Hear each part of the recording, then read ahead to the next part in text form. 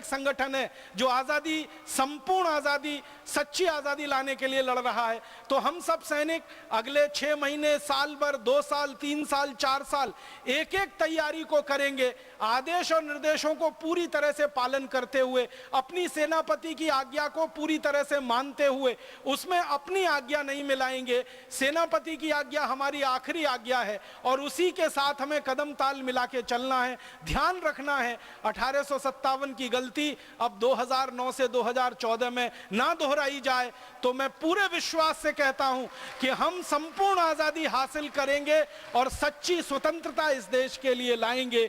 ऐसा बोलकर ईश्वर से प्रार्थना करता हूं कि वो हमको शक्ति दे, हमको साहस दे, हम में वीरता आए, हम में तेजस्विता आए और हम हमारे लक्ष्य की तरफ बिना रुके और बिना 1 मिनट हिचके हुए बढ़ते ही जाएं और लक्ष्य पाकर ही हम हमारे को सांस को थामे या हमारे को आराम और विश्राम की स्थिति में लाएं। आपका बहुत आभार, बहुत धन्यवाद।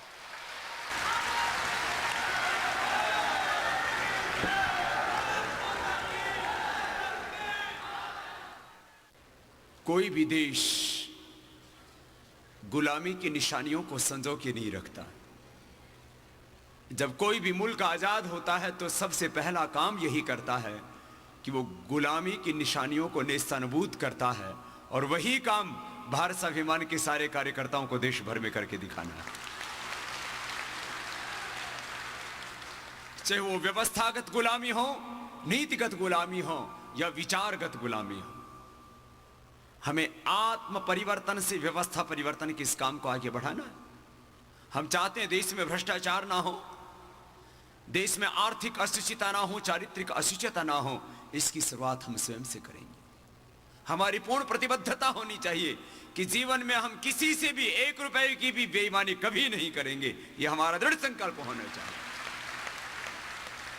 अपने परिजनों से, स्वजनों से, अपने गांव से, अपने समाज से, अपने गुरु से, अपने संगठन से 1 रुपए की भी बेईमानी नहीं। मेरे जीवन में पूर्ण आर्थिक शुचिता, मेरे जीवन में पूर्ण चारित्रिक शुचिता रहेगी। ये संकल्प हो हमारा। और जैसे भाई राजीव जी ने कहा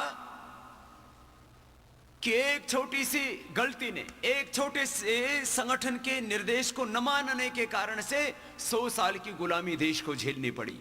हम पूर्ण पवित्रता के साथ जिएंगे, स्वदेशी का पूर्ण आग्रह रखेंगे अपने जीवन में और पूर्ण संगठित होकर के ही आगे बढ़ेंगे। अब हमको कोई तोड़ नहीं सकता।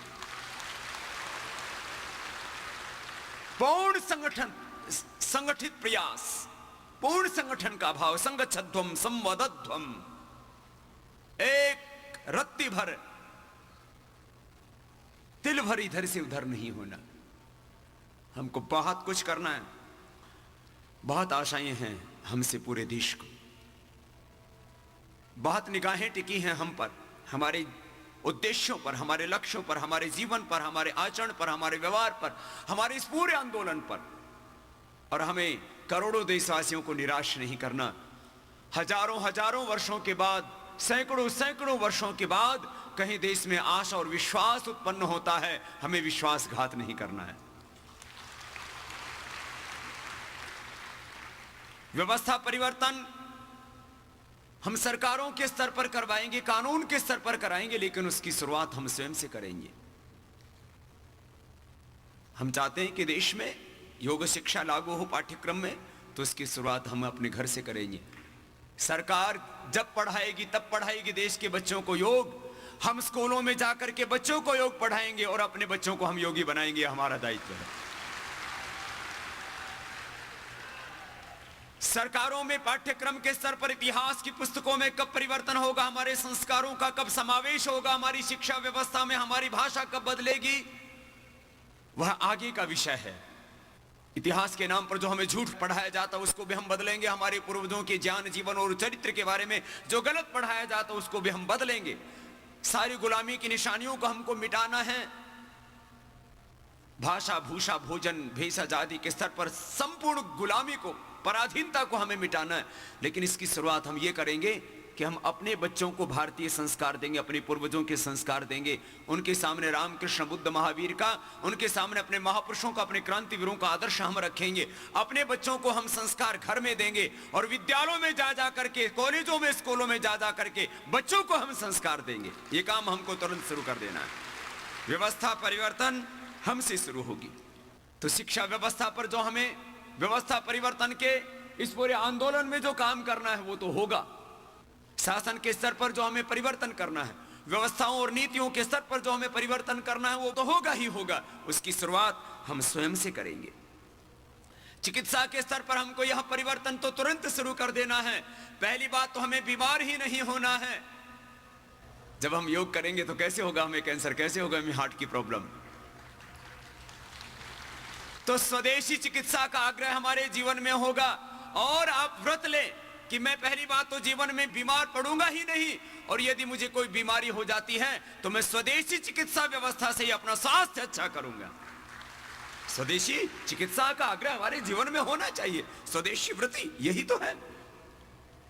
कानून के स्तर पर जब परिवर्तन होगा तब भ्रष्टाचारियों का, बलात्कारियों का इस देश में सत्कार नहीं होना चाहिए, बल्कि उनका बहिष्कार होना चाहिए और पूरे देश में सार्वजनिक रूप से उनका तिरस्कार होना चाहिए। तभी देश सुधरेगा।